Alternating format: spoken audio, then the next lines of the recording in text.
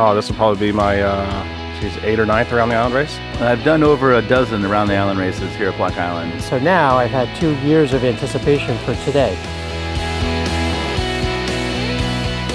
The Around the Island race is probably the highlight of the week. You get to see the island, which is absolutely gorgeous. Yeah, I mean, you get to see the bluffs, you get to see the lighthouses. Well, the course will start on the west side and proceed around the southwest corner of the island. And as you go along the south side, we're going counterclockwise today. Southeast Light, which is the famous photo you see of all the boats sailing around Block Island. And then rounding 1BI at the north end of the island. And the finish line, which will be right off the entrance to the Great Salt Pond here. It's really a fun race because it's such a challenge getting around the island because of all the current. Well, if you're not watching the race, what are you doing here?